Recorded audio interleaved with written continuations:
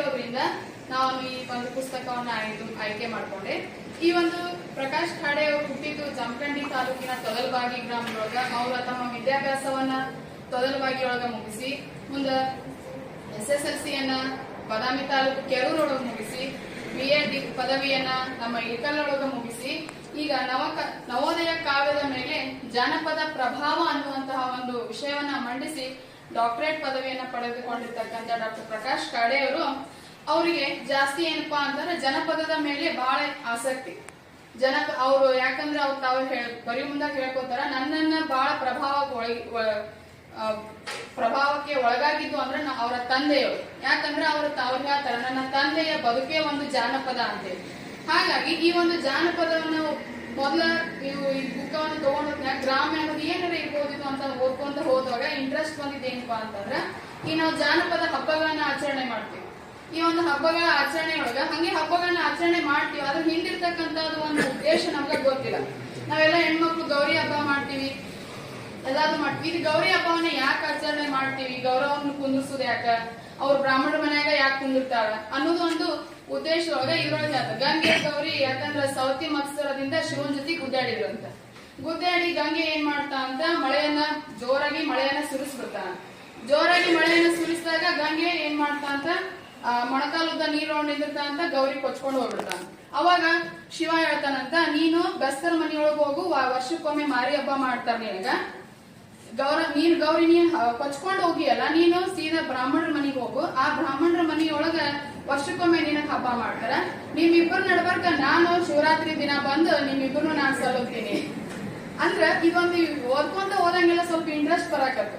ಹಾಗಾಗಿ ಪೂರ್ತಿಯಾಗಿ ಓದ್ಬೇಕಾದಾಗ ಈ ಖಾಡೆ ಅವ್ರ ಬಗ್ಗೆ ನೋಡಿದಾಗ, ಯಾಕಂದ್ರೆ ಇವ್ರು ನಮಗೂ ಚಿರಪರಿಚಿತರು, ಹಂಗಾಗಿ ಈ ಬೆಳಕಾಯಿತು ಬಾಗಲಕೋಟೆ ಅನ್ನುವಂತಹ ಒಂದು ಕಾರ್ಯಕ್ರಮದ ಮೂಲಕ ಕರೋನಾ ಟೈಮ್ ಒಳಗ COVID-19 ಒಳಗ ತಮ್ಮ ಮನೆಯೊಳಗೆ ಇದ್ಕೊಂಡು ಎಷ್ಟೋ ಜನ ವಿದ್ವಾಂಸರನ್ನ ಅಥವಾ ನಮ್ಗ್ ಗೊತ್ತಿರದೇ ಇರ್ತಕ್ಕಂಥ ಎಷ್ಟೋ ಜನ ಸಾಹಿತಿಗಳನ್ನ ಏನ್ ಮಾಡಿದ್ರು ಇವರು ತಮ್ಮತ್ತ ಸೆಳ್ಕೊಂಡು ಈ ಒಂದು ಬೆಳಕಾಯಿತು ಬಾಗಲಕೋಟೆ ಅನ್ನುವಂತಹ ಒಂದು ಆನ್ಲೈನ್ ಕಾರ್ಯಕ್ರಮದ ಮೂಲಕ ಎಷ್ಟೋ ಜನರನ್ನ ನಮ್ಮ ಈ ಕರ್ನಾಟಕಕ್ಕೆ ಪರಿಚಯ ಮಾಡಿಕೊಟ್ರು. ಇದ್ರೊಳಗೆ ಬರ್ತಕ್ಕಂತ ಕೆಲವೊಂದಿಷ್ಟು ಯಾವ್ಯಾವಪ್ಪ ಅಂತಂದ್ರೆ ಜನಪರ ಸಾಹಿತ್ಯ ಮತ್ತು ಸಾಮಾಜಿಕ ಪ್ರಜ್ಞೆ, ಅದ್ರೊಳಗ ಮತ್ತ ಬೇಂದ್ರೆ ಅವ್ರ ಮೂಲಕ ಮತ್ತ ಗರತಿಯ ಹಾಡು.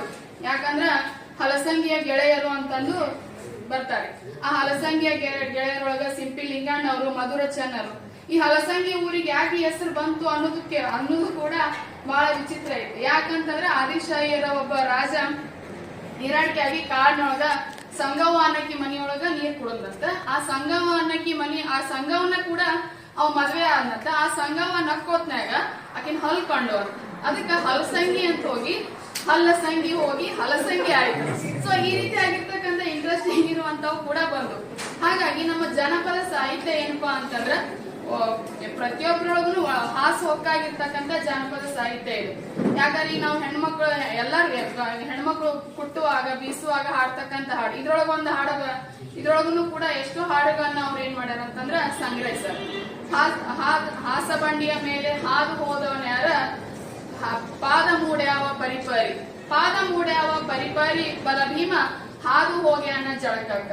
ಇವನ್ನೆಲ್ಲ ನಮ್ಮ ತಾಯಂದಿರು ತಮ್ಮ ಮಕ್ಕಳನ್ನ ಮಲಗಿಸು ಮುಂದಾಗ, ಆಟ ಆಡ್ಸು ಮುಂದಾಗ ಎಲ್ಲ ಹಾಡ್ತಿದ್ರು. ಹಾಗಾಗಿ ಅವೊಂದಿಷ್ಟು ಬಹಳ ಇಂಟ್ರೆಸ್ಟಿಂಗ್ ಆಗಿ ಇದ್ರೊಳಗ ಸಿಕ್ಕು. ಇನ್ನೊಂದು ಜೋಗರಾಣಿ ಅಂತಕ್ಕಂತ ಒಂದು ಸಿಚುವೇಶನ್. ನಾವು ಬರೇ ದೇವರಿಗೆ ಕೈ ಮುಗಿತೀವಿ, ದೇವರನ್ನ ಕಾಮದಹನ ಮಾಡುದು, ಈ ರೀತಿ ಮಾಡ್ತೀವಿ. ಇದ್ರೊಳಗ ಒಂದು ಜೋಗರಾಣಿ, ಇಲ್ಲೇ ನಮ್ಮ ಬಿಜಾಪುರ ಹತ್ರ ಬರ್ತಕ್ಕಂತ ಒಂದು ಊರೊಳಗೆ ಇದು ನಡೀತೈತಂತ. ಈ ಜೋಗರಾಣಿ ಅಂತಂದ್ರೆ ಜವರಾಯನ ಹೆಂಡತಿ. ಜವರಾಣಿ ಹೋಗಿ ಜೋಗರಾಣಿ ಆಗೈತೆ. ಆ ಜೋಗರಾಣಿಯನ್ನ ಎಲ್ಲಿ ಪೂಜೆ ಮಾಡ್ತಾರಂತಾರೆ, ಇಡೀ ಊರೆಲ್ಲ ತಿರುಕೊಂಡ್ ಬಂದು ಸ್ಮಶಾನದಾಗ ಸುಡ್ತಾರಂತ.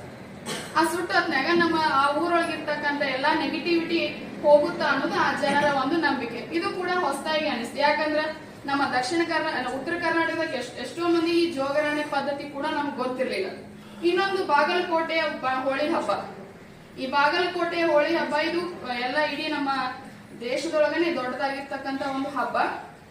ಹಾಗಾಗಿ ಈ ಒಂದು ಬಾಗಲಕೋಟೆ ಹೋಳಿ ಹಬ್ಬ ಕಾಮದಹನವನ್ನ ಮಾಡಿದಾದ್ಮೇಲೆ ನಮ್ಮ ರೈತರು ಏನ್ ಮಾಡ್ತಾರೆ ಅಂದ್ರೆ ಆ ಬೂದಿಯನ್ನ ಬೀಜದ ಜೊತೆ ಮಿಕ್ಸ್ ಮಾಡಿ ಆ ಬೀಜವನ್ನ ಬಿತ್ತುತ್ತಾರಂತ. ಯಾಕಂತಂದ್ರೆ ಯಾವ ಬೀಜನೂ ಹುಸಿ ಹೋಗ್ಬಾರ್ದು ಅಂತೇಳಿ. ಇದು ಕೂಡ ನಮಗ ನಮ್ಗ ಆಲ್ಮೋಸ್ಟ್ ಗೊತ್ತಿರಲಿಲ್ಲ. ನಾವು ಬಹಳ ಜಾಸ್ತಿ ಏನ್ ಮಾಡ್ತಿದ್ರ ಅಂದ್ರ ಆ ಕಾಮದಹನ ಮಾಡದಾದ್ಮೇಲೆ ಅದ್ರ ಕೆಂಡವನ್ನ ತಗೊಂಡ್ ಬಂದು ಮನಿಯೊಳಗ ಉರುವುದಾಗಿ ಈ ರೀತಿ ಮಾಡ್ತೀವಿ. ಇದು ಒಂದು ಹೊಸ ಕಾಣುವಂತ. ಹಾಗಾಗಿ ಈ ಒಂದು ಪುಸ್ತಕವನ್ನ ನಾವು ಜಾಸ್ತಿ ಓದೋದ್ರಿಂದ ಅಥವಾ ನಮ್ಮ ಜನಪದವನ್ನ ನಾವು ಉಳಿಸ್ಕೊಂಡು ಹೋಗ್ಬೇಕಾಗುತ್ತ. ಯಾಕಂದ್ರೆ ಈಗಿನ ಕಾಲದೊಳಗ ಜನಪದವನ್ನ ಉಳಿಸ್ಕೊಂಡು ಹೋಗೋದು ಇಂಪಾರ್ಟೆಂಟ್ ಆಗೈತಿ.